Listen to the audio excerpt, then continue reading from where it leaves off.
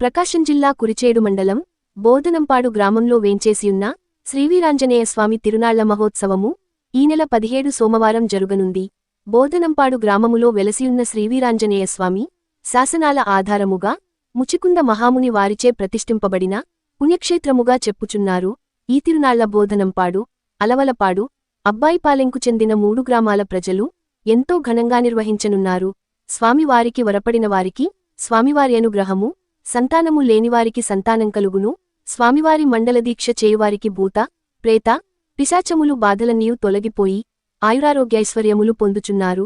స్వామివారి పాదుకలు శిరసున తాకినంతనే సకల బాధలు తొలగి సుఖసంతోషాలతో జీవించేదరు.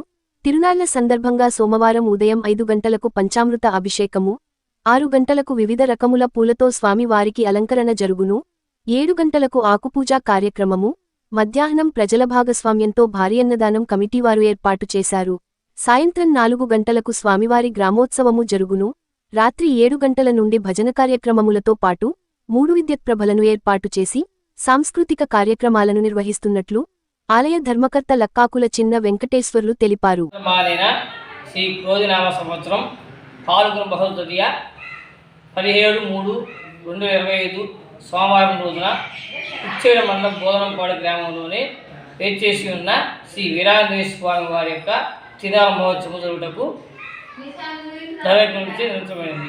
కావున భక్తులందరూ కూడా ఇచ్చేసి స్వామివారి యొక్క అలంకార కార్యక్రమం పాల్గొని స్వామివారి యొక్క పాత్ర కలుసుగా కూర్చున్నాం. ఉదయాన్నే 5 గంటల పంచామృత అభిషేక కార్యక్రమాలు జరుగుతున్నవి.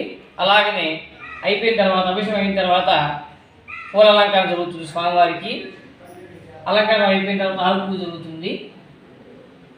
సాయంత్రం 4 గంటలకి స్వామి గ్రామోత్సవం జరుగుతున్నది. రాత్రి 7 గంటలకి భోజన కార్యక్రమాలు, బయట కార్యక్రమాలు జరుగుతున్నాయి.